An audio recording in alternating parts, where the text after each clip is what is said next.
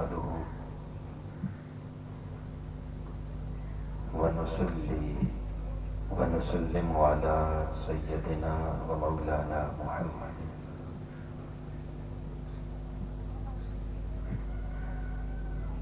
رسوله النبي الأمين المكين الحنين الرؤوف الرحيم.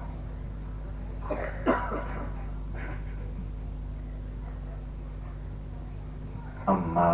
بعد، أعوذ بالله من الشيطان الرجيم. بسم الله الرحمن الرحيم.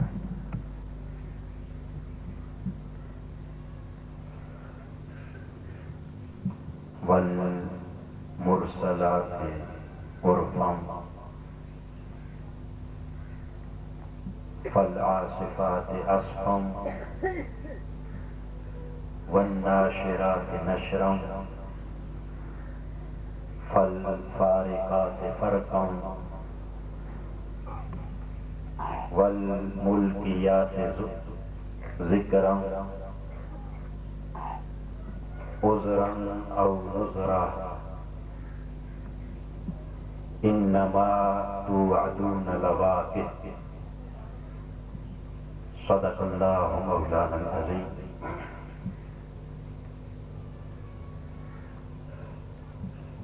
معزز و محتشم مشائخ و علماء کرام اور معزز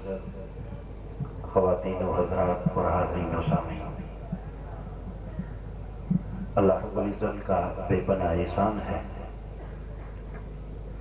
جس کی توفیق خاص سے آج ہم تحریک منہاج القرآن کوٹ عنایت خان کے زیر اہتمام ہفتہ روزہ دروس عرفان القرآن کی اس تیسری مقدس اور مبارک مجلس میں حاضر ہیں. اللہ رب العزت ہماری حاضری کو اپنی بارگاہ میں شرف قبولیت عطا فرمائے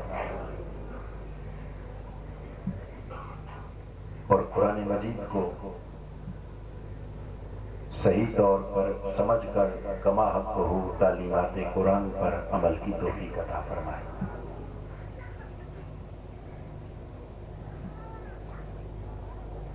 آج کی اس مبارک نشست کا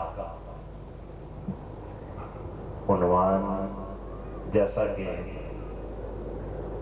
آپ اعلانات اور اشتہارات میں سماعت فرما چکے ہیں، وہ ہے فکر آخرت. اور اسی مناسبت سے میں نے قرآن مجید کے 29ویں پارہ میں سے سورہ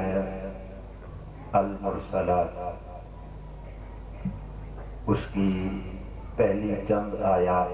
آپ احباب کے سامنے تلاوت کی ہے. اللہ رب العزت نے اس مقام پر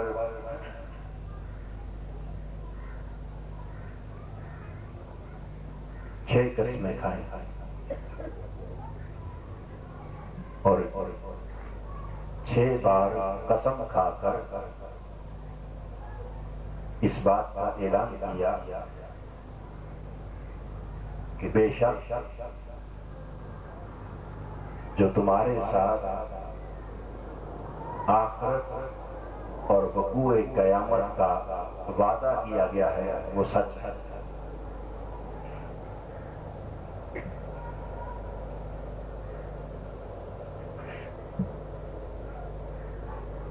ارشاد فرمایا والمرسلات عرفا، قسم ہے ان نرم اور خوشگوار ہواؤں کی جو پے در پے چلتی ہیں. والعاصفات عصفا، اور پھر تند و تیز شدید جھٹکوں کے ساتھ چلنے والی ہواؤں کی قسم، والناشرات نشرا، اور ان ہواؤں کی قسم جو بادلوں کو آسماں پر پھیلا دیتی، فالفارقات فرقا، اور پھر ان ہواؤں کی قسم جو ان بادلوں کو پھاڑ کر ٹکڑے ٹکڑے کر دیتی،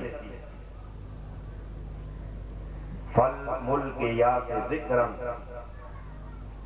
پھر ان کی قسم جو نصیحت لانے والی، عذرا او نذرا، حجت تمام کرنے والی یا ڈرانے والی، انما توعدون لواقع، بے شک وہ حقیقت یعنی قیام قیامت جس کا تم سے وعدہ کیا گیا ہے، وہ ضرور بر ضرور وفا ہونے والی واقعہ ہو کے رہے۔ یہاں اس مقام پر اللہ رب العزت نے 5 مرتبہ قسم کھا کر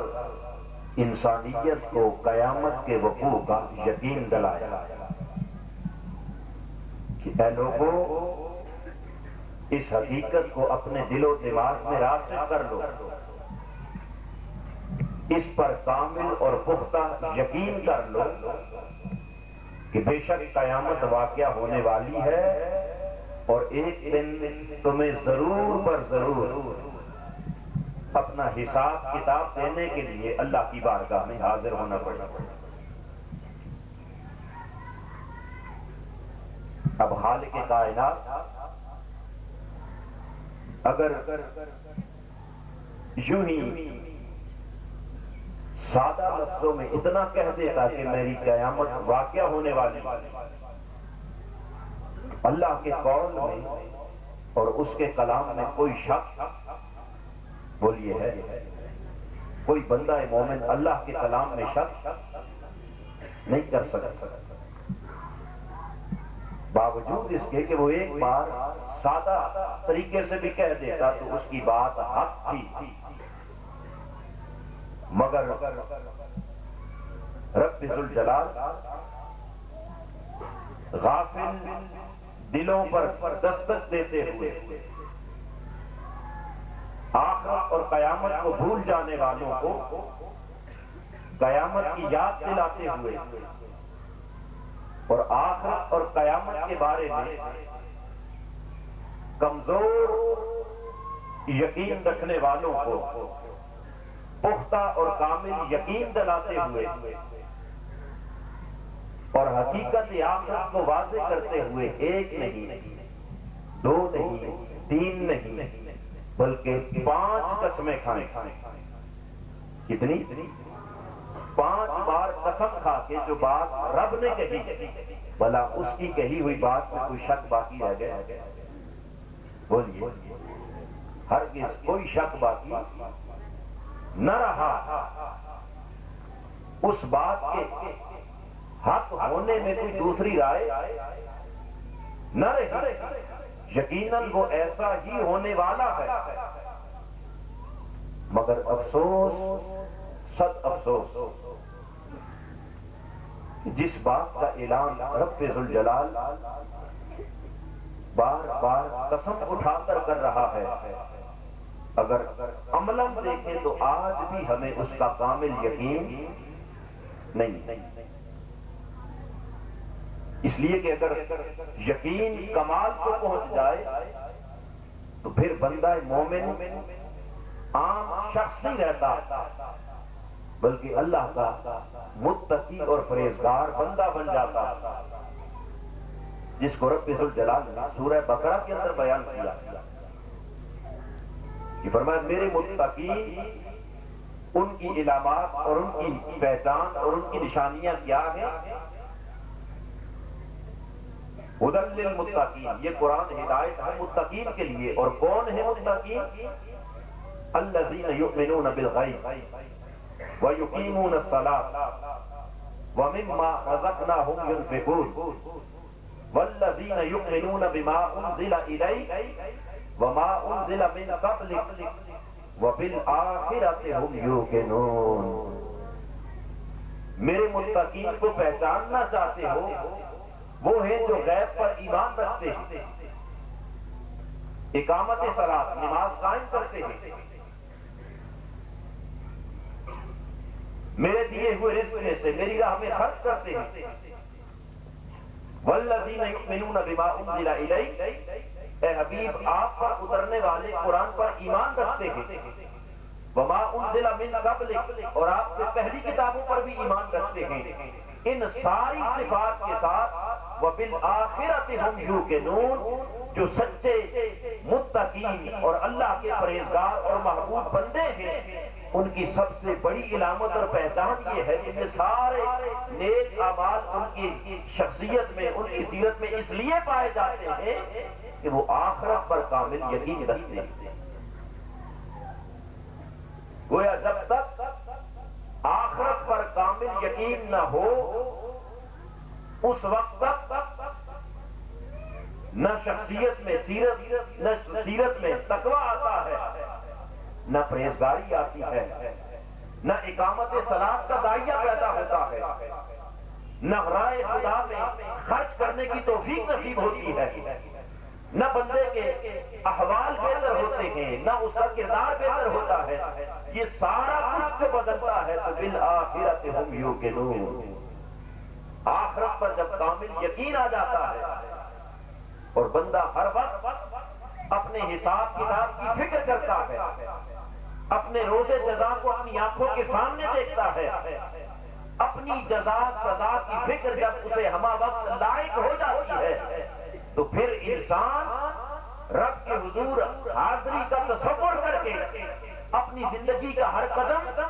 اس دھیان سے، اس خیال سے، اس تصور سے اٹھاتا ہے کہ کہیں اگر مجھ سے کوئی غلطی کوتاہی ہو گئی تو کل رب ذوالجلال کی بارگاہ میں مجھے جواب دہ ہونا پڑے. بس اس جواب دہی کا احساس اسے ہمہ وقت سیدھی راہ پر رکھتا ہے. اور جب یہ احساس ختم ہو جائے، آخرت کا تصور آنکھوں سے اوجھل ہو جائے، دھیان موت اور آخرت سے ہٹ جائے اور ساری توجہ فقط اس دنیا پر، دنیا کے معاملات پر، دنیا کے اسباب پر، کاروبار دنیا پر، معاملات دنیا پر جب تک ساری توجہ مرکوز رہے گی تب تک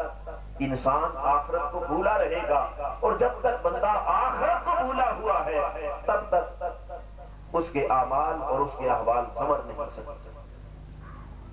لہذا رب ذوالجلال نے انسانی اصلاح کے لیے جا بجا اسے آخرت اور قیامت کا یقین دلایا. ادھر سورہ المرسلات کے اندر قسمیں اٹھا کر اس بات کا اعلان کیا کہ میری قیامت واقع ہونے والی ہے. اور کب واقع ہونے والی ہے؟ کتنے عرصے کے بعد، کتنا زمانہ رہ گیا؟ اس کا اعلان رب کائنات نے سورہ القمر کے اندر کیا. اور سورہ القمر کی پہلی آیہ مبارکہ فرمایا اقترب الساعۃ، اے لوگوں یقین کر لو کہ قیامت تمہارے بہت قریب آ چکی ہے. قیامت تمہارے قریب آ چکی ہے، اسے دور نہ سمجھنا. اور کتنی قریب آ چکی اس کی تفصیل آقا دو جہاں نے حدیث پاک کے اندر بیان. حضرت انس بن مالک رضی اللہ تعالیٰ عنہ حدیث پاک کے راوی، حضور علیہ السلام اپنے منبر پر بیٹھ کر خطبہ ارشاد فرما رہے ہیں. شام کا وقت ہے، سورج بالکل ڈوبنے کے قریب ہے، دن گزر گیا، شام سر پہ آ گیا، سورج غروب ہونے کے قریب، تاجدار کائنات صلی اللہ تعالی علیہ وسلم نے اس ڈوبتے سورج کی طرف اشارہ کر کے فرمایا ما باقیہ من دنیاکم فیما مضی الا مثل ما باقی من ھذا اليوم فیما مضی، فرمایا لوگوں آگاہ ہو جاؤ، جس طرح کے دن گزر گیا، شام ہونے والی ہے، سورج ڈوبنے کے قریب ہے، دن کے ختم ہونے میں تھوڑا سا وقفہ، معمولی سا وقت باقی رہ گیا، فرمایا اسی طرح خیال کر لو کہ تمہاری دنیا بھی اس دن کی مثل زیادہ گزر چکی ہے، اور اتنا تھوڑا وقت قیامت کے وفا ہونے میں رہ گیا جتنا آج کے اس دن کے خاتمے میں سورج کے ڈوبنے میں وقت رہ گیا ہے، اتنا ہی اسی کی مثل تم زیادہ وقت اس دنیا کا گزار چکے ہو اور تھوڑا وقت رہ گیا ہے، ان قریب تمہاری قیامت وفا ہونے والی ہے۔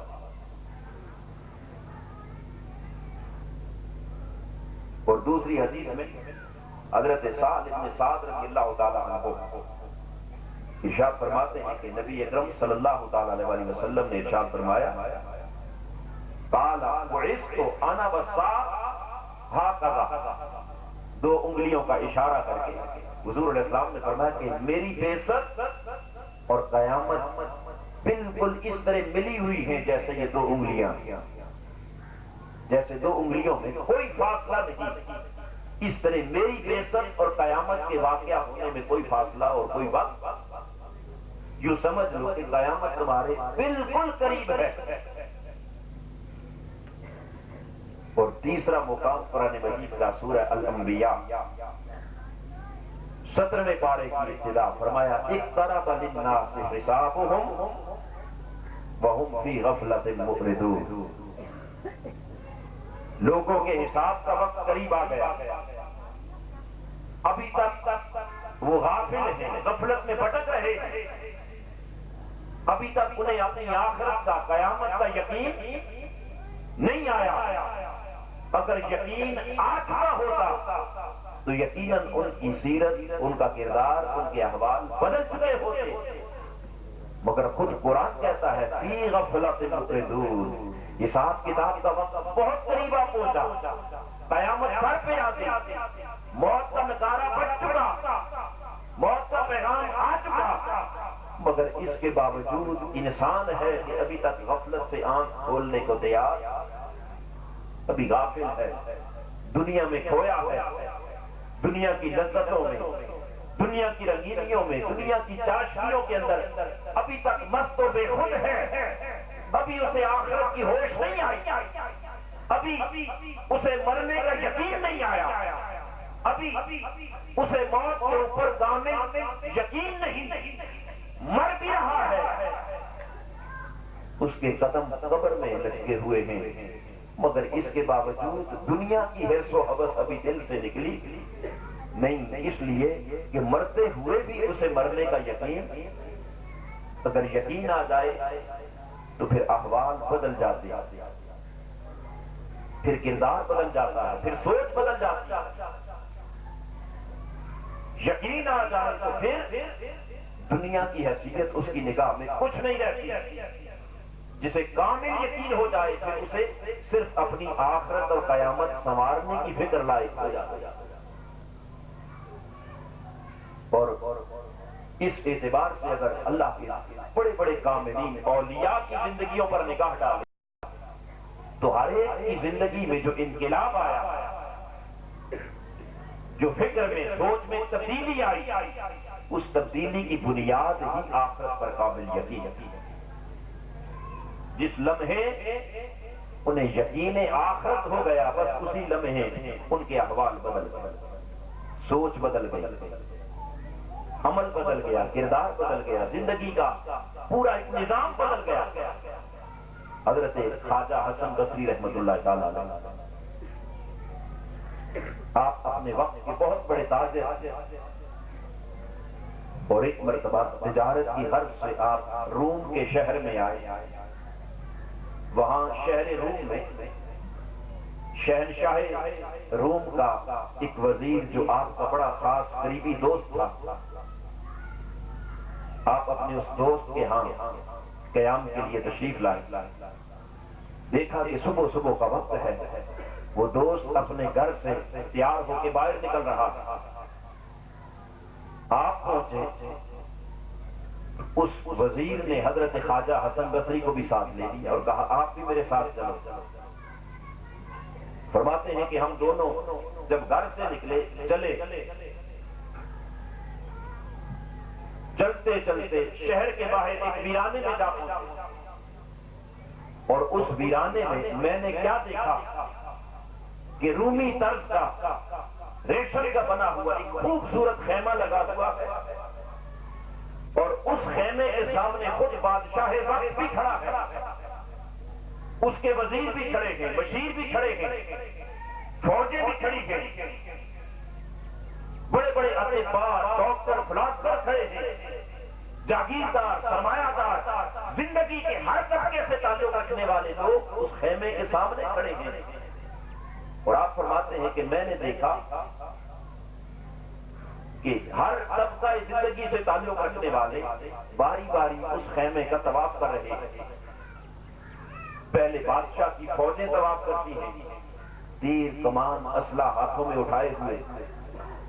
جب فوجیں طواف کر کے واپس آتی ہیں، پھر بادشاہ کے حکم پر اس کی کابینہ کے لوگ، وزیر اور مشیر طواف کرتے ہیں. جب وہ واپس لوٹ کے آتے ہیں، پھر مالدار، سرمایہ دار، سونا اور چاندی اور مال و زر ہاتھوں میں اٹھائے ہوئے وہ طواف کرتے ہیں. جب لوٹ کے واپس آتے ہیں، ڈاکٹر، اطباء، فلاسفر،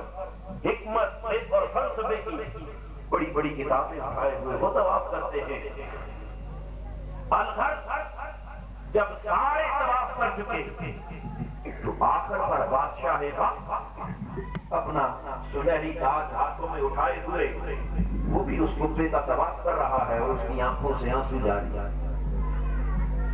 خواجہ حسن بصری کہتے ہیں بس یہ سارا سما میں نے اپنی آنکھوں سے دیکھا. واپس پلٹتے ہوئے اپنے دوست سے، اس وزیر سے پوچھا بھائی اس میں کیا رکھا ہے؟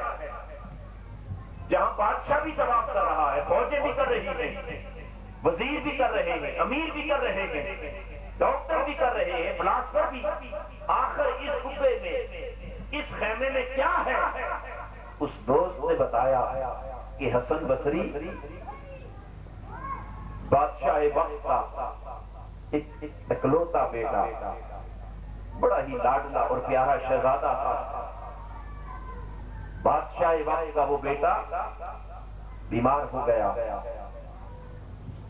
اس کی موت کا وقت قریب آ گیا. بادشاہ نے بڑے علاج معالجے کیے، کوششیں کی، کاوشیں کی کہ بیٹا بچ جائے، مگر ساری کوششوں کے باوجود وہ موت سے بچ نہ سکا. اس خیمے کے اندر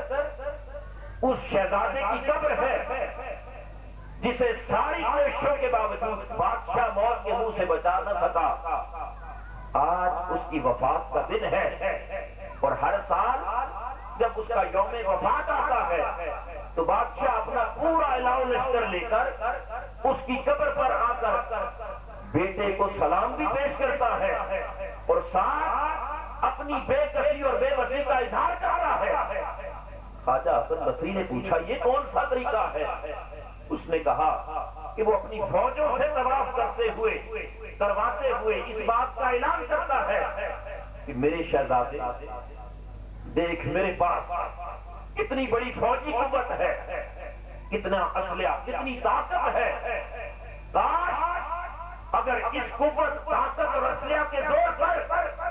موت کو روکا جا سکتا، میں اپنی ساری فوجیں کھڑی کر دیتا، مگر موت کو تیرے قریب کبھی نہ آنے دیتا. اے بیٹے، اتنی بڑی طاقت ہونے کے باوجود میں تیری موت کو روک نہ سکا، تجھے موت کے منہ سے نہ بچا سکا. اپنی ساری طاقت اور سطوت کے باوجود اللہ کے امر کے سامنے عاجز ہوں، بے کس ہوں، بے بس ہوں، پھر وہ اپنے وزیروں سے،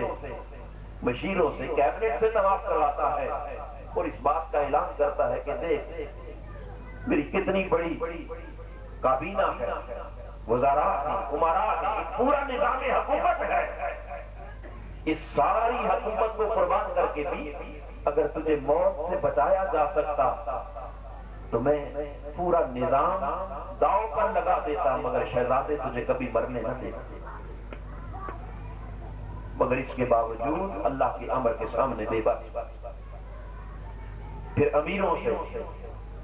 دولت مندوں سے، جاگیرداروں، سرمایہ داروں سے طواف کرواتا ہے اور اس بات کا اعلان کرتا ہے کہ میرے شہزادے دیکھ میری سلطنت میں دولت کی کتنی ریل پیل ہے، سونے چاندی مال زر کسی شے کی کمی نہیں، یہ سب کچھ لٹا کے اگر تجھے موت سے بچایا جا سکتا میں ساری دولت نثار کر دیتا، لٹا دیتا، قربان کر دیتا، مگر تجھے کبھی نہ مرنے دیتا۔ مگر دیکھ اتنی دولت کے باوجود تجھے موت سے بچا نہ سکا۔ پھر اطباء سے، فلاسفر سے، ڈاکٹر سے طواف کرواتا ہے، الغرض سارے وقت کے ڈاکٹر کتنے ہیں، تو آخر پہ بادشاہ وقت اپنا سنہری تاج ہاتھ میں اٹھائے ہوئے، آنکھوں میں آنسو لیے اس کعبے کا، اس خیمے کا طواف کرتے ہوئے اس بات کا اظہار کرتا ہے کہ میرے شہزادے دیکھ اللہ نے مجھے شاہی تخت دیا، سنہری تاج دیا، حکومت کی، سلطانی دی، مگر یہ سارا کچھ ہونے کے باوجود اگر اس بادشاہت کے ذریعے تیری موت کو روکا جا سکتا ہوتا تو میں اپنا تخت و تاج سب کچھ لٹا دیتا، قربان کر دیتا، مگر تجھے مرنے نہ دیتا۔ مگر میرے بیٹے اس شاہی تخت و تاج کے باوجود اتنی بڑی سلطنت، اتنے بڑے اقتدار، اتنی دولت، اتنے ظاہری اسباب اور احوال معاملات کے باوجود میں تجھے موت کے منہ سے بچا نہ سکا۔ اللہ کے امر کے سامنے، اس کی تکلیف کے سامنے، اس کے فیصلے کے سامنے، اس کی شہنشاہی اور اس کی بادشاہی کے سامنے بے کس ہوں، بے بس ہوں، میں کچھ نہیں کر سکا۔ اس بے کسی کا اظہار ہر سال بادشاہ اپنے شہزادے کی قبر پہ جا کے کرتا ہے۔ بس اتنی بات خواجہ حسن بصری نے جو سنی اپنے دوست وزیر کی زبان سے، یہ چند کلمات تھے جو دل کے اوپر ایسا گہرا اثر کر گئے، اندر کی کایا پلٹ گئی، حال بدل گیا، سوچ کے رخ بدل گئے۔ بس اتنا سننے کی دیر تھی کہ موت کے منہ سے کوئی شے بچا، کوئی دولت، کوئی طاقت، کوئی حکومت، کوئی اقتدار موت سے چھڑا نہیں سکتا۔ اینما تکونوا یدرککم الموت ولو کنتم فی بروج مشیدہ۔ فرمایا اے لوگوں اگر تم عالی شان محلات میں ہو یا بلند بالا مضبوط قلعوں میں جا کر چھپ جاؤ، مگر اس کے باوجود تمہیں موت کے منہ سے بچانے والی کوئی طاقت نہیں ہے۔ بس جب یہ خیال، یقین تو پہلے بھی تھا، مگر جب خیال میں پختگی آ گئی کہ اب اس راستے سے بچنے کا کوئی امکان نہیں، این اسی لمحے وہ خواجہ حسن بصری جو وقت کے بڑے تاجر تھے، آئے تھے تجارت کی غرض سے، اب نہ تجارت یاد رہی، نہ مال و اسباب یاد رہا، کہاں رہ گیا روم کا وہ حسین و جمیل شہر، وہ روم کے وہ بازار، وہ کاروبار، تجارت، سب کچھ چھوٹ گیا۔ روتے ہوئے، تڑپتے ہوئے، زار و قطار آنسو بہاتے ہوئے اس حسن بصری کی اگلی ساری زندگی پھر روم کے حسین و جمیل شہروں میں گزرنے کے بجائے بصرہ کے جنگلوں میں گزرنے لگے، خلوت نشین ہو گئے، زار و قطار رونے لگے، گوشائے تنہائی میں چلے گئے اور اللہ کے خوف اور اس کی خشیت سے رونے اور تڑپنے کا یہ عالم تھا، آخرت کی فکر کا، قیامت کے خوف کا، حساب کتاب اور اللہ کے حضور حاضری کا۔ خوف، خشیت سراپا وجود پر اس طرح طاری تھی کہ بصرہ کے جنگلوں میں جا کر اس طرح زاروں قطار روتے ہیں. ایک کچا مکان اجرے کی چھت پر بیٹھے ہیں اور گریہ و زاری کا یہ عالم ہے کہ رو رو کر حسن بصری کے آنسوؤں سے اس کچے کمرے کی چھت بھر جاتی ہے، اور جب چھت بھرتی ہے تو آنسوؤں کا پانی پھر پرنالے سے نیچے گرنے لگتا ہے. جب پانی پرنالے سے نیچے گرا، پاس سے کوئی درویش گزر رہا تھا. گزرتے ہوئے اس درویش کے جسم پر، کپڑوں پر جب اوپر سے پانی کے چھینٹے پڑے، نگاہ اٹھا کے دیکھی کہ آسمان تو صاف ہے، بادل نہیں، بارش کا امکان نہیں. یہ خشک موسم میں پانی کہاں سے آ گیا؟ اس مکان کے حجرے، اس حجرے کی چھت کی طرف دیکھ کر درویش نے آواز لگائی، یہ پانی کہاں سے آیا ہے؟ بس اتنی بات جو خواجہ حسن بصری کے کانوں میں پڑی، لرز گئے. جو پہلے ہی تڑپ رہے تھے، پہلے ہی دار و قطار رو رہے تھے،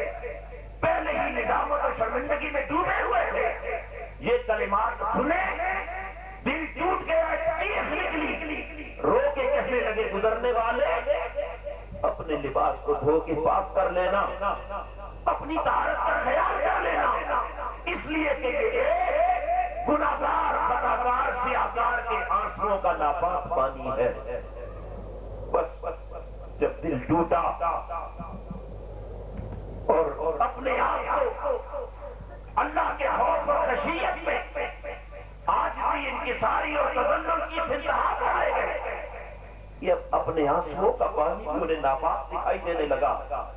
رب کائنات کی رحمت جوش میں آ گئی، اس کا کرم جوش میں آ گیا.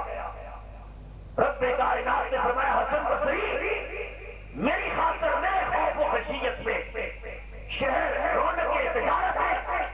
دنیا کے مال و اسباب، دنیا کی لذتیں اور راحتیں چھوڑ کر اس جنگل میں آ کر رونے والے، تڑپنے والے، اپنے آنسوؤں کو ناپاک سمجھنے والے، دیکھ ہم نے تجھے اس گریہ و زاری، اس ندامت و شرمندگی کے بدلے میں وہ مقام عطا کر دیا. آج تو نے میری خاطر کائنات چھوڑی ہے، میرے حضور تڑپنے والے، اب قیامت تک دنیا تجھے خواجہ حسن بصری کہہ کر تیری عظمت کو سلام نہ پیش کرے تو مجھے بھی لجپال خدا نہ کہنا. تو میرا ہو گیا ہے، اب میں تیرا ہو گیا ہوں. جب میں تیرا ہو گیا ہوں تو اب قیامت تک میری ساری خدائی بھی تیری ہے. موتی سمجھ کے شان کریمی نے چن لیے. علامہ اقبال کہتے ہیں، موتی سمجھ کے شان کریمی نے چن لیے، قطرے گرے تھے جو میرے عرق انفعال کے. اے بندہ مومن، تو خدا کے خوف اور خشیت سے کبھی اس کے حضور اپنے اشک ندامت بہا کے آگے، پھر دیکھ وہ قدیر، وہ کریم، وہ عظیم رب تیرے گرتے ہوئے ان ندامت کے آنسوؤں کا، تیرے گرتے ہوئے ان اشک ندامت کو رب ذوالجلال کیا عظیم مقام عطا کرتا ہے. تاجدار کائنات نے ارشاد فرمایا کہ میری امت کے گناہگار جو اللہ کے خوف سے، آخرت کے خوف سے، قیامت کے خوف سے، اس کے حساب کتاب اور اس کے حضور حاضری کے خوف سے جو ہمہ وقت روتے رہتے ہیں، ان کی آنکھوں سے گرنے والے آنسو میرے آقا نے فرمایا رائگاں نہیں جائیں گے، بلکہ قیامت کا دن ہوگا رب ذوالجلال ان آنسوؤں کو ایک پیالے میں فرشتوں کے ذریعے لا کر میری بارگاہ میں پیش کرے گا، اور میں اپنے ہاتھ سے اپنے گناہگاروں کے آنسوؤں کا پانی جب جہنم کی دہتی ہوئی آگ میں ڈالوں گا، خدا کی عزت کی قسم، پڑی ہوئی آگ جسے کوئی شے اس دن ٹھنڈا نہیں کر سکے گی، میری امت کے گناہگاروں کے آنسوؤں کا پانی جہنم کی دہتی ہوئی آگ کو بھی ٹھنڈا اور سرد کر دے. حاضرین محترم، آج یہ آنسو ہماری نگاہوں سے کیوں خشک ہو گئے؟ آج جبینیں لذت سجدہ سے کیوں نہ آشنا ہو گئی؟ آج زبانیں ذکر خدا سے کیوں محروم ہو گئے؟ دل عشق الہی میں تڑپنے سے کیوں محروم ہو گئے؟ اس لیے کہ ہمیں نہ مرنے کا یقین ہے، نہ قیامت کا یقین ہے، نہ آخرت کا یقین ہے۔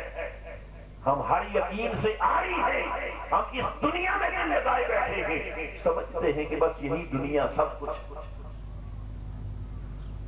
یہی دنیا۔ بولیے جب ہم دنیا کے معاملات میں مصروف ہوتے ہیں، ایمان سے بتائیے کبھی آخرت کا خیال آیا؟ جی کاروبار کرتے ہوئے، لین دین کرتے ہوئے، بازاروں میں چلتے ہوئے، شادی بیاہ کے موقع پر، خوشیوں کے موقع پر کبھی خیال آیا؟ سارا خیال اس چند روزہ زندگی پر مرکوز ہوتا ہے، لہذا نہ حرام دیکھتے ہیں، نہ حلال دیکھتے ہیں، نہ جائز نہ ناجائز، نہ اچھا نہ برا، نہ خیر نہ شر، ہر شے کی تمیز کیوں ختم ہو گئی؟ اس لیے کہ ہمیں اپنی آخرت کا یقین، اگر یقین آ جائے تو پھر کیفیت حسن بصری والی ہو جائے، یقین آ جائے تو پھر کیفیت بشر حافظ والی ہو جائے، پھر شراب کھانے میں آواز آتی ہے، الم یعن للذین آمنوا ان تخشع قلوبہم لذکر اللہ۔ شراب کھانا چھوٹ جاتا، دنیا کی لذتیں چھوٹ جاتی ہیں، شراب عشق الہی میں مست و مگن، پھر بشر حافظ کو پاؤں میں جوتا پہننے کی بھی ہوش نہیں رہتی، روتے پھرتے ہیں، تڑپتے پھرتے ہیں، مارے مارے پھرتے ہیں۔ یقین آ جائے تو کیفیت سلطان ابراہیم بن آدم والی بن جاتی ہے۔ ادھر سے جب آواز کانوں میں پڑتی ہے، دل کی کایا پلٹتی ہے، سوچ کے رخ بدلتے ہیں، تو پھر بلخ کی سلطنت، اسٹیٹ حکومت، سلطانی بادشاہی رہ جاتی ہے۔ وہ سب کچھ چھوڑ چھاڑ کے تخت سکندری پر پھونک کر جنگلوں اور ویرانوں میں نکل جاتا ہے، دریا کے کنارے ریت پر بیٹھ کر پھٹے پرانے لباس میں گدڑی سینے والا سلطان ابراہیم بن ادہم، کوئی اس سے پوچھے کہ تجھے وہ شاہی تخت کس نے چھڑا؟ وہ سلطانی، وہ بادشاہی، وہ پروٹوکول، وہ حکومت، وہ اقتدار، اس سے کس شے نے میں نے یاد کر کے اس ریت کے ٹیلے پر لا کر پھٹے پرانے لباس میں بٹھا دیا؟ جواب آتا ہے کسی اور شے نے نہیں، بس ایک ہی شے نے، انما توعدون لواقع۔ آج یقین آ گیا ہے کہ جس کا خدا نے وعدہ کیا ہے وہ دن آنے والا، اس دن کے یقین نے سب کچھ چھوڑا دیا، اس دن کے یقین نے اللہ کی طرف مائل کر دیا۔ حاضرین محترم، یہ کہتے باللہ وملائکتہ وکتبہ ورسلہ، یہ رٹا رٹایا ہمارا ایمان ہے۔ سچ بات یہ ہے کہ یہ ایمان زبانوں سے نیچے دل کے اندر ابھی اترا بولیے نہیں ہے، یہ زبانوں پر ہے سب کچھ، اللہ پر ایمان، آخرت پر، قیامت پر، کتابوں پر، مرنے پر، جینے پر۔ اگر دل میں اتر جائے تو پھر حال بدل جاتا ہے۔ خواجہ اویس کرنی اور اس پائے کی شخصیت کہ جن کا تذکرہ تاجدار کائنات کی مجلس میں ہوتا ہے، جن کا ذکر حضور اپنی مجلس میں ان کے فضائل بیان کرتے ہیں، ان کے مقامات بیان کرتے ہیں، اور پھر حضرت علی شیر خدا اور سیدنا فاروق اعظم کو خوشخبری سناتے ہیں کہ عمر اور علی تمہاری ملاقات میرے غلام اویس کرنی سے ہوگی، یہ میری امانت ہے، میرے تن کا جبہ لباس، اسے سنبھال کے رکھنا، جس دن اویس کرنی سے ملاقات ہو تو یہ میری طرف سے یہ جبہ اسے تحفے کے طور پر بھیجنا، میرا سلام دینا، میرا تحفہ دینا۔ اور اگلی بات بڑی توجہ طلب، آقا علیہ السلام نے فرمایا کہ میرا تحفہ دے کر اویس کرنی سے کہنا کہ میری امت کے گناہگاروں کی بخشش کے لیے دعا کرو، میری امت کے گناہگاروں کی بخشش کے لیے۔ ذرا خود سوچئے کہ جس سے حضور اپنی امت کے گناہگاروں کے لیے دعا کروائیں اس کا مقام کیا ہو۔ وہ اللہ کے کتنے قریب ہوگا، اس کے عمل کی قبولیت کا عالم کیا ہوگا۔ مگر اس درجے پر پہنچ کر بھی پوچھئے اویس قرنی سے ان کے خوف و خشیت کا کیا عالم، کہ جب حضرت سیدنا فاروق اعظم اور علی المرتضیٰ آپ کو ڈھونڈتے ڈھونڈتے ملاقات کے لیے پہنچتے ہیں اور یمن کی سرزمین پر پہنچ کر لوگوں سے حال دریافت کرتے ہیں کہ ادھر اویس قرنی نام کا کوئی شخص، اب عام دنیا دار لوگوں کو کیا خبر کہ اویس قرنی اس عاشق رسول کا حال کیا۔ انہوں نے کہا ایک دیوانہ ہے، ہنسنے پہ آئے تو ہنستا چلا جاتا ہے، رونے پہ آئے تو روتا چلا جاتا ہے، گلیوں سے گزرتا ہے، لوگ اس کا مذاق اڑاتے ہیں، پتھر مارتے ہیں۔ وہ جنگل میں بکریاں چرا رہا ہوگا دیوانہ۔ چلتے چلتے جب اس دیوانے کے قریب پہنچے، دیکھا کہ بکریاں چل رہی ہیں، پاس ریت پر مصلی بچھا کر اویس قرنی نماز پڑھ رہے ہیں، خود نماز میں لگے ہوئے ہیں، بکریاں چل رہی ہیں، اور ان بکریوں کی حفاظت جنگل کا بھیڑیا کر رہا ہے۔ جنگل کا بھیڑیا ان کی حفاظت کر رہا ہے، تو بکری ادھر ادھر جاتی ہے تو وہ اسے موڑ کے لے آتا ہے، اور خود نماز میں لگے قریب آئے سیدنا فاروق اعظم علی المرتضیٰ پاس آ کر بیٹھ گئے، کہنے لگے اویس قرنی، ہم مدینہ طیبہ سے آپ کی ملاقات کے لیے آئے، تاجدار کائنات کا سلام لے کے آئے۔ جب سلام پیش کیا، اس عاشق کا اپنے آقا سے ذرا ربط تو دیکھیے، ابھی انہوں نے جبہ نکال کے تحفہ پیش نہیں کیا، سلام سنتے ہی کہتے ہیں میرے آقا نے جو تحفہ بھیجا ہے وہ کہاں، میرے لیے جو تحفہ بھیجا ہے وہ کدھر ہے۔ آپ نے وہ تحفہ، وہ جبہ نکال کر اویس قرنی کو پیش کیا اور کہا کہ تاجدار کائنات نے فرمایا ہے کہ اویس میری امت کے گناہگاروں کے لیے دعا کر، دعا کروائی۔ انہوں نے چند باتیں کی آقا علیہ السلام کی ذات اقدس، حضور کے شہر، حضور کے گھر بار کے بارے میں جو عاشقوں کا کام ہے، محبوب کا پوچھا، اور چند باتیں پوچھ کے تھوڑی دیر گفتگو کر کے اب اگلے کلمات بڑے توجہ طلب ہیں۔ حضرت اویس قرنی آنکھوں میں آنسو لیے ہوئے ہاتھ جوڑ کے کہتے ہیں عمر، فاروق اعظم، علی المرتضیٰ، مجھے معاف کر دینا، میں تمہاری میزبانی کا حق ادا نہیں کر سکا، 100 بار معذرت اور معافی کے ساتھ درخواست کرتا ہوں کہ اب آپ چلے جائیں، چلے جائیں، اس لیے کہ مجھے اپنی آخرت کی تیاری کرنی ہے اور میرے پاس وقت بہت تھوڑا رہا ہے، وقت بہت تھوڑا ہے، امتحان بڑا سخت ہے، تیاری بڑی ٹف ہے، مجھے اس تیاری کے لیے وقت دے دیں اور آپ تھوڑی دیر کے لیے میرے پاس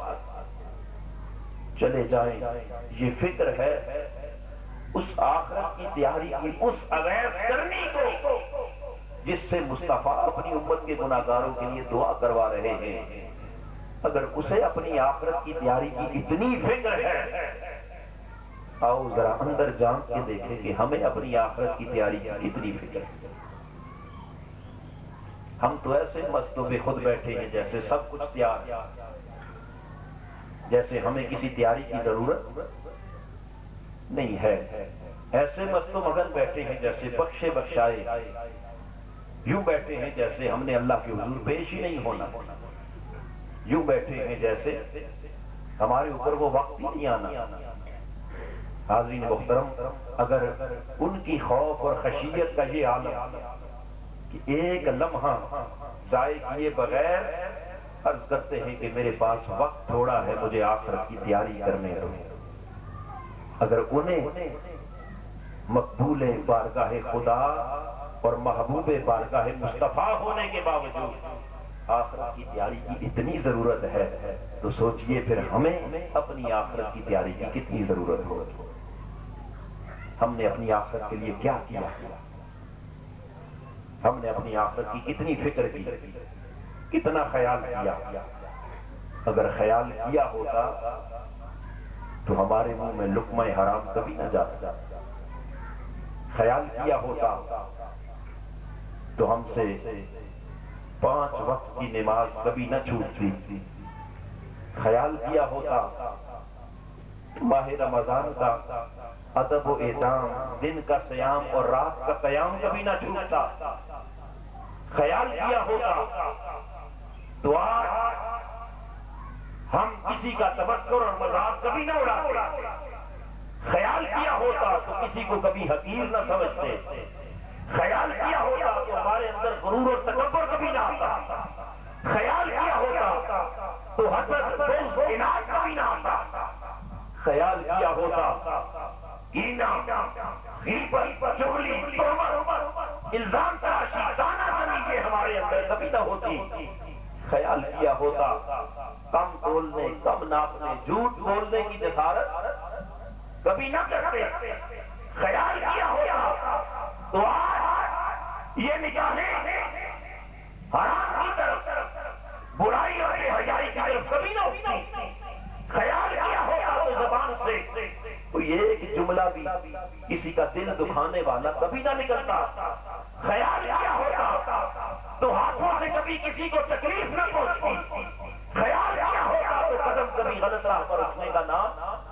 نہ لیتے، خیال کیا ہوتا تو دل، دماغ برائی، گناہ کے تصور سے کانپ اٹھتا، وجود لرز اٹھتا، آنکھیں برس پڑتی، سر خدا کے حضور سجدے میں گرا پڑا ہوتا، مگر کیا ہے نہ ہاتھ برائی سے رک رہے ہیں، نہ کان رک رہے ہیں، نہ زبان رک رہی ہے، نہ قدم رک رہے ہیں، نہ دل، نہ دماغ، نہ پورا وجود، دل حسد و اناد کے مارتا ہے، زبان جھوٹ، دغا، فریب، منافقت کے اظہار کا ذریعہ ہے، کان، آنکھیں، برائی، بے حیائی کا پورا سراپا جو ہمارا ڈوب گیا اور دنیا کی لذتوں اور رنگینیوں میں سر سے پاؤں تک جو ہو گئے، اس کا واحد سبب صرف یہی ہے کہ ہمیں اپنی آخرت پر کامل یقین، ہم نے سمجھا کہ قیامت بڑی دور ہے، آئے گی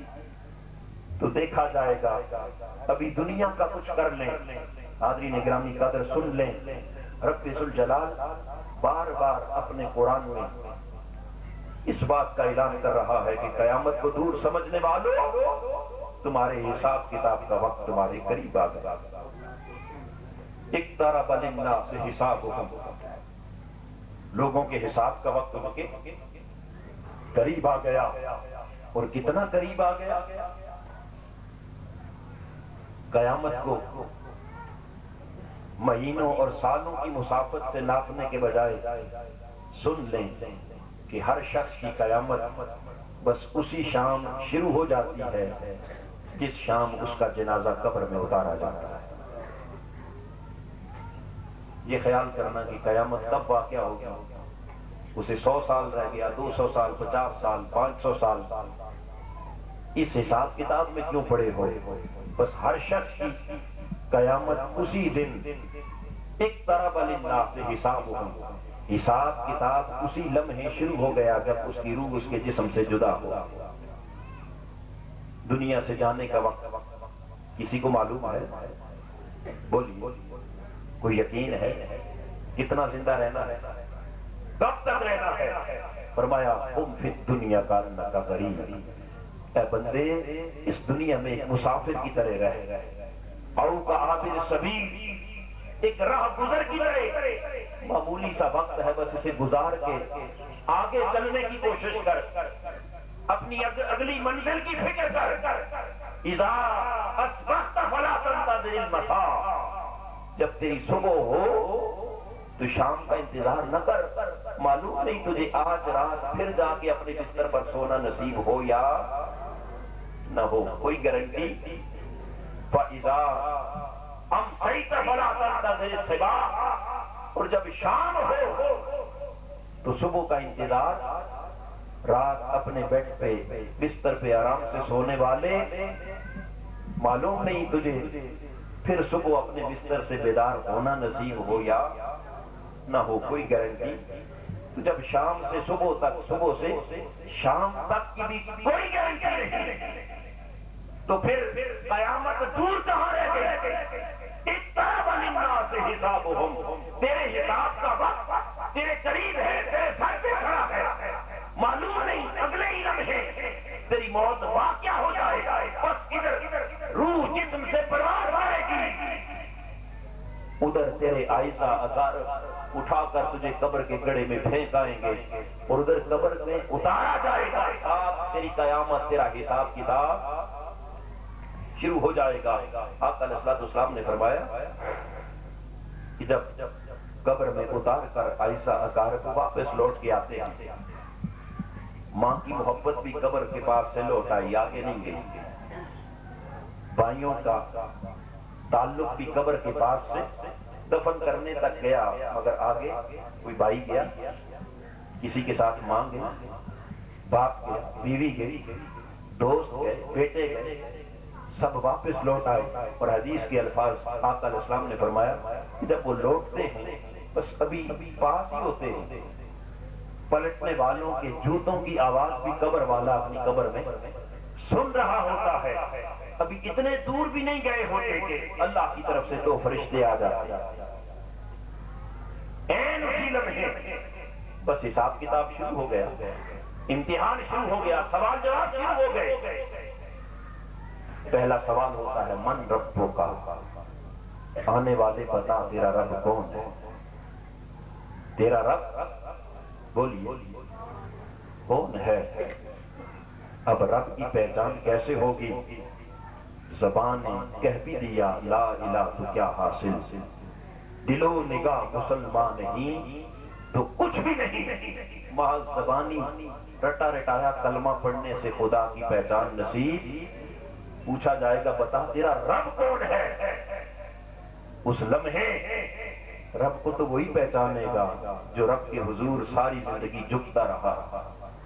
جس کی زبان پر رب کا ذکر رہا، جس کے دل میں خدا کی محبت رہی، جس کی آنکھوں میں خوف خدا اور عشق الہی کے آنسو رہے، اور جس کا سر کبھی رب کے حضور جھکا نہیں، جس کی زبان پر کبھی زندگی میں رب کا نام نہیں آیا، جس کے دل میں کبھی زندگی میں رب کی چاہت پیدا نہیں ہوئی، جس نے دنیا سے دل لگایا،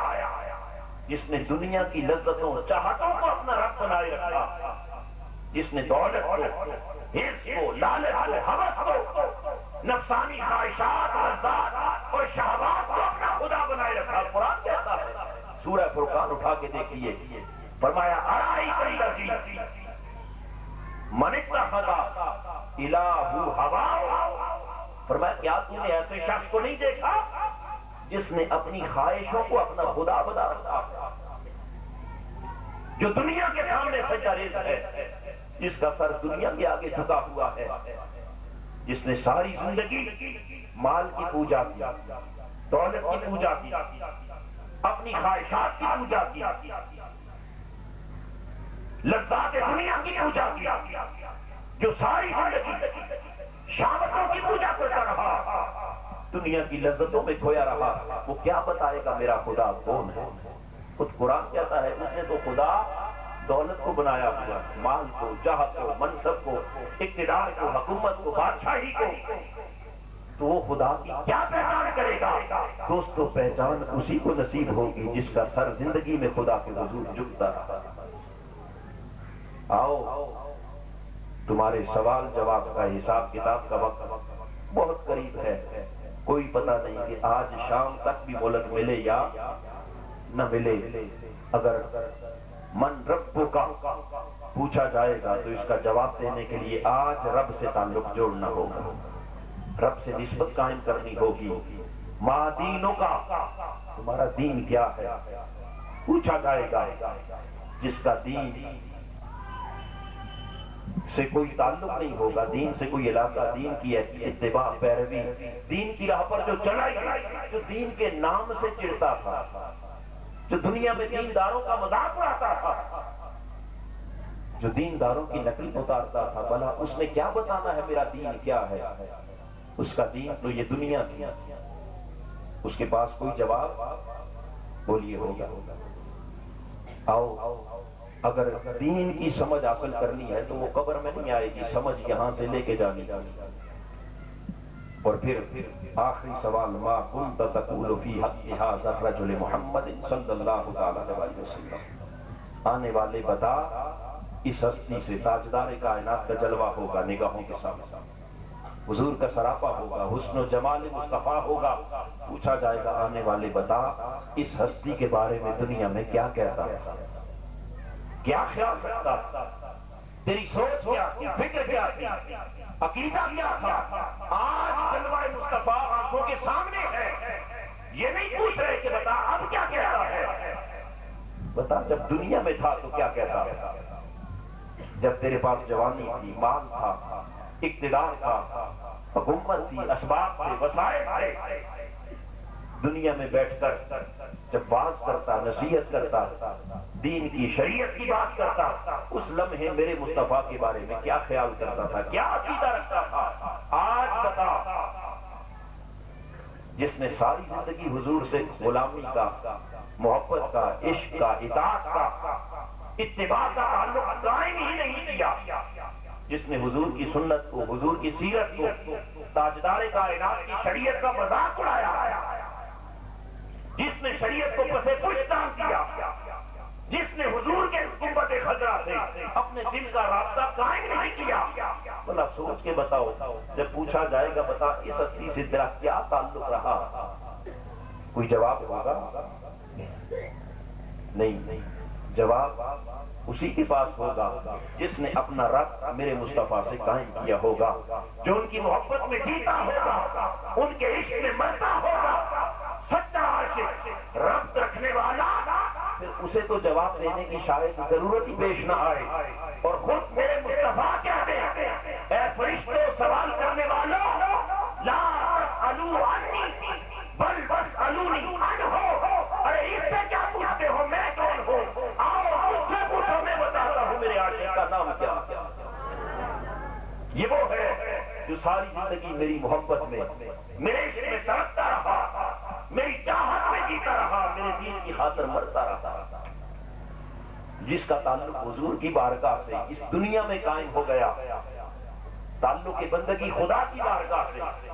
تعلق اطاعت دین اور قرآن سے قائم ہو گیا، اور نسبت عشق و غلامی بارگاہ مصطفیٰ سے قائم ہو گئی، وہ من ربوں کا اس کا جواب، ما دینوں کا اس کا جواب، ما کنت تقول فی حق ھذا الرجل، جب سارے حساب کتاب اور سوال و جواب، یہ پہلے دن کے سوال و جواب جو اس میں پاس ہو گیا وہ قیامت کے حساب میں بھی پاس ہو گیا، جو یہاں فیل ہو گیا وہ آگے پاس ہونے کی توقع، بس ادھر پاس ہوا، ادھر جنت کے دروازے کھول دیے جائیں گے، کھڑکی کھول دی جائے گی، قبر جنت کا باغ بنا کے سیج سجا کے فرشتے کہیں گے نم کنومت العروس، دنیا میں نرم و خداس بستر چھوڑ کے ساری رات خدا کے خوف میں رونے والے، تڑپنے والے، دنیا کی لذتوں، خواہشوں، محبتوں کو محبت خدا اور عشق مصطفیٰ پر قربان کرنے والے، آج سو جا کنومت العروس، ایسے سو جیسے پہلی رات کی دلہن سو جاتی ہے، تجھے کوئی چھیڑنے والا، تجھے کوئی جگانے والا، کوئی ڈسٹرب کرنے والا نہیں، سیج سجی ہوئی ہے، جنت کی ٹھنڈی ہوائیں آ رہی ہیں، اور یوں سو جا جیسے پہلی رات کی دلہن سوتی ہے، اب قیامت تک تجھے کوئی جگائے گا نہیں، اسی لمحے تجھے جگایا جائے گا جب جس کی خاطر دنیا میں جاگتا رہا اس کے دیدار کا وقت آئے گا، یار کی ملاقات کا وقت آئے گا، تو وہی آ کر تجھے جگائے گا اور وہی اپنا جلوہ حسن پہ تجھے دکھائے گا۔ حاضرین گرامی قدر، آؤ ایک طرف لاکھوں کروڑوں برس کی زندگی، وہاں دلہن کی طرح سیج کا سونا ہے، اور ایک طرف یہ 4 دن کی چاندنی، یہ دنیا کی عارضی 4 دن کی رونقیں، اور ان رونقوں کی خاطر اگر اپنی آخرت کی لذتوں کو ہم تباہ کر دیں، برباد کر دیں، قربان کر دیں، تو ہم جیسا بے وقوف اور نادان بھی کوئی ہوگا؟ عقل مند وہ ہے جو گھاٹے کا نہیں منافع کا سودا کرتا ہے، اور منافع اس میں ہے کہ بھئی یہاں چلو کسی کے پاس زیادہ وقت ہوا، 10 20 40 50 60 70 سال ہوں گے، اور وہ جو 50 60 بھی ہیں تو اس میں سے کسی ایک دن کا بھی کامل یقین اور وضوح بولیے ہے کوئی پتہ نہیں. ہو سکتا ہے 60 بھی گزر جائیں، ہو سکتا ہے آج کا ایک دن بھی نہ گزرے، ہو سکتا ہے 50 اور گزر جائیں، ہو سکتا ہے 50 منٹ بھی اور نہ گزریں، راستے میں حادثہ ہو سکتا ہے، ہارٹ اٹیک ہو سکتا ہے، کچھ ہو سکتا ہے. جہاں ایک لمحے کا بھی کوئی یقین نہیں، اس کے لیے اپنا وقت برباد کرنا یہ عقل مندی ہے؟ یا جہاں ہزاروں لاکھوں برسوں کا کامل یقین، اور یقین بھی خدا قسمیں اٹھا اٹھا کے دلا رہا ہے کہ بندے یقین کر لے کر لے کر لے، آخرت سنوار لے، کچھ بنا لے، کچھ محنت مزدوری کر لے تاکہ صلہ پائے. تو وہاں کے لیے محنت کرنا یہ عقل مندی ہے، یا یہاں کھو جانا یہ عقل مندی ہے؟ بولیے کون سی عقل مندی؟ جن کا تعلق اللہ سے کٹ گیا، ان کی عقلوں پر، ان کے دلوں پر، ان کے دماغوں پر پردے پڑ گئے، اور جنہوں نے تعلق اللہ سے جوڑ لیا ان کا دل بھی روشن ہو گیا، دماغ بھی روشن ہو گیا. آؤ اگر منافع کا سودا کرنا ہے تو اس 4 روزہ زندگی میں اپنے رب کو منا لو، اس سے تعلق جوڑ لو، اس کے حبیب سے نسبت قائم کر لو، تاکہ آخرت کے حساب کتاب میں تمہیں ندامت اور شرمندگی نہ اٹھانی پڑے. اور وہ تعلق جوڑنے کا بڑا خوبصورت موسم ہے یہ ماہ رمضان. دن کا روزہ، راتوں کا قیام، دن بھر اللہ کے لیے بھوک پیاس برداشت کرنا، راتوں کا اس کے حضور قیام، تراویح کے ذریعے، تہجد کے ذریعے، نوافل کے ذریعے، قرآن کی تلاوت کے ذریعے اس سے تعلق جوڑنے کا اس مہینے ماہ رمضان سے بہتر کوئی موسم نہیں ہے. اور پھر اس ماہ رمضان کا آخری عشرہ اعتکاف، 10 دن جس نے آخرت کی تیاری کرنی ہے وہ 10 دنوں کا انتخاب کر، جس نے رب کو راضی کرنا ہے،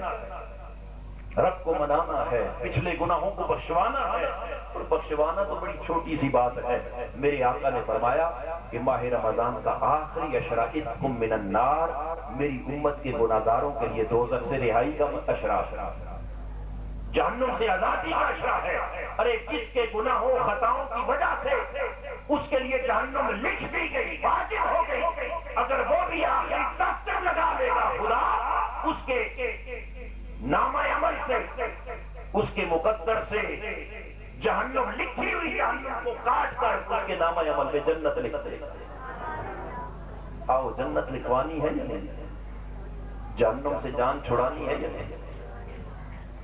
ان 10 دنوں سے زیادہ مؤثر کوئی دن جن کو حضور نے دوزخ سے رہائی کے دن کہا. آؤ یہ 10 دن اگر کچھ تھوڑی سی فکر لائق ہو گئی ہمیں اپنی آخرت سنوارنے کی، تو فیصلہ کر لیں کہ یہ 10 دن ساری مخلوق کو چھوڑ کر اپنے رب کے لیے گزاریں. کس کے لیے؟ اللہ کے لیے گزاریں، اپنے خالق اور مالک کے لیے گزاریں. ہر شے سے، کاروبار سے، تجارت سے، معاملات سے، اولاد، بیوی، بچوں، گھر بار، ہر شے سے الگ تھلگ ہو کر خلوت قدے میں چلے جائیں. خلوت گاہے حقیقی میں چلے جائیں، رب کی بارگاہ میں، اس کے دروازے پر، اس کے گھر میں، اس کے سائل منگتے مہمان بن کے بیٹھ جائیں. اور یہ آقا علیہ السلام کی مبارک سنت ہے. مدینے کے تاجدار ہر سال 10 دن ساری دنیا معاملات چھوڑ کر خدا کے گھر میں معتکف ہوتے تھے. اگر ان کا یہ حال تھا تو ہمیں وہ 10 دن اللہ کے حضور گزارنے کی کتنی حاجت ہے، کتنی ضرورت ہے. آؤ 10 دن خدا کے لیے خلوت میں گزارو، اور ایسی خلوت میں جو خلوت نہ ہو، جس خلوت میں پھر قرآن کی جلوت بھی ہوگی، جہاں مرد کامل کی صحبت بھی ہو،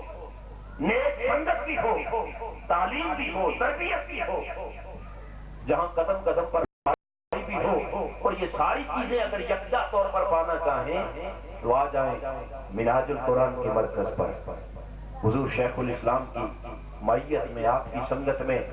اجتماعی مسنون اعتکاف، اور یہ دنیا اسلام کا سب سے بڑا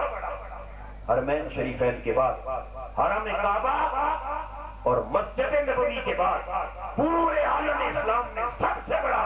اجتماعی اعتکاف منہاج القرآن کے مرکز پر شیخ الاسلام پروفیسر ڈاکٹر محمد طاہر القادری مدظ اللہ کی معیت میں، جس میں ہزاروں کی تعداد میں مرد و زن، عورتیں مرد، پوری دنیا سے، عرب سے، عجم سے، یورپ سے، ایشیا سے، کشاں کشاں عاشقان مصطفیٰ، غلامان رسول، بندگان خدا 10 دن اپنے اللہ کے لیے خلوت میں گزارنے آتے ہیں، اور وہ 10 دن شیخ الاسلام کے روزانہ بلا ناغہ کئی گھنٹوں پر مشتمل دروس قرآن، دروس حدیث، دروس تصوف، دروس محبت، اور پھر تصوف اور طریقت کی عملی تربیت، تزکیہ نفس کے ضابطے، پھر راتوں کا قیام، ہزاروں لوگوں کا اللہ کے حضور رونا، تڑپنا، آہیں خشکیاں، گرتے ہوئے آنسو، ایک ایسا سما ہوتا ہے کہ جس پر خدا کی رحمت کو جوش آ جاتا ہے۔ آؤ، معلوم نہیں کہ ان ہزاروں میں کتنے خدا کے محبوب، مقبول، مقرب اور برگزیدہ بندے ہوں گے، اور کسی ایک کے گرتے ہوئے آنسو بھی اگر اس کے حضور قبولیت پا گئے تو یقیناً جب سارے مل کے بیٹھیں گے تو اس مقبول کے صدقے میں ہم جیسے گناہگاروں کا بیڑا بھی پار ہو جائے گا۔ آئیے اپنا بیڑا پار لگانے کے لیے، اپنی آخرت کو سنوارنے کے لیے، آئیے اپنے رب کو راضی کرنے کے لیے، اپنے محبوب کو منانے کے لیے، اس سے تعلق ربط جوڑنے کے لیے، اپنی آخرت کی تیاری کے لیے یہ 10 دنوں کا انتخاب کرنے، اور 10 دن پھر منہاج القرآن کے مرکز پر حضور شیخ الاسلام کی سنگت اور صحبت میں گزاریں، جہاں ان سے ظاہری تعلیم و تربیت بھی لیں، باطنی قلوب کی صفائی، تزکیہ اور طہارت کا بھی اہتمام کریں۔ یقیناً اگر ہم صدق اور اخلاص کے ساتھ اپنے خالق اور مالک کی بارگاہ کی طرف ایک قدم بھی اٹھائیں گے، رب کائنات کہتا ہے اذا اتانی یمشی آتیتہ ہرولۃ، بندہ جب میری طرف خرامہ خرامہ چل کے آتا ہے تو میری رحمت دوڑ کے آ کر اس بندے کا استقبال کرتی ہے۔ اگر اب تک بھولے رہے، بھٹکے رہے، اس کی یاد سے غافل رہے، نافرمان رہے، جیسے بھی رہے، یہ ہماری کوتاہیاں تھیں، اگر اب بھی ارادہ کر لیں، آج سے نیت کر لیں، مرد بھی، عورتیں بھی، بہنیں بھی، بھائی بھی، پختہ عزم کر لیں کہ مولا 10 دن تیرے نام پر ہوں گے، تیری رضا کے لیے ہوں گے، تیری خوشنودی تجھے منانے کے لیے ہوں گے۔ اب بھی اگر ہم عزم کر لیں تو اس سے بڑا غفور کوئی نہیں، اس سے بڑا رحیم کوئی نہیں، وہ آنے والوں کو گناہ کا تانا نہیں دے گا، وہ شرمندہ نہیں کرے گا، وہ کبھی ٹھکرائے گا نہیں، وہ تو دروازہ کھول کے ہر رات رمضان کی آواز دے رہا ہے، آنے والے آ تو صحیح، میں تیرا انتظار کر رہا، رحمت حق بہا نمی جویت، بہا نمی جویت، اس کی رحمت ہماری بخشش کے بہانے تلاش کر رہی ہے، کاش ہمارا قدم تو اٹھے، ہم اس کے حضور جھکنے والے بن تو جائیں، ہم اپنے دلوں کے اندر وہ چاہت، وہ خواہش، وہ آرزو تو پیدا کریں، ہم اپنے دلوں میں پختہ ارادہ اور عزم تو کریں، پہلے ہی دل دنیا میں ہار کے بیٹھے کہ بھئی اتنے کام ہیں، کیسے نکلیں گے، کیسے جائیں گے، اس گورکھ دندے اور سوچ میں پڑے رہے تو کبھی مسئلہ حل نہیں ہوتا۔ ایک دفعہ آپ پختہ ارادہ اس کی ذات کے لیے کر لیں، پھر دیکھیں دنیا سنوارنا وہ بھی اسی کے ذمہ ہے، آخرت سنوارنا وہ بھی اسی کے ذمہ ہے۔ اگر اویس کرنی کی بکریاں بھیڑیے سے چروا سکتا ہے،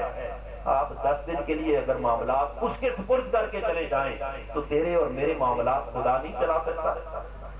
بولیے، نہیں چلا سکتا؟ چلا سکتا ہے، مگر کاش اویس کرنی کا یقین ہمیں نصیب ہو جائے، اور یقین نصیب ہو گیا تو پھر بیڑا پار ہو جائے گا۔ اللہ پاک ہمیں عمل کی توفیق عطا فرمائے، اس یقین پر ہمیں سلامت رکھے اور اس یقین پر ہمیں موت عطا فرمائے۔ وما علینا الا البلاغ المبین۔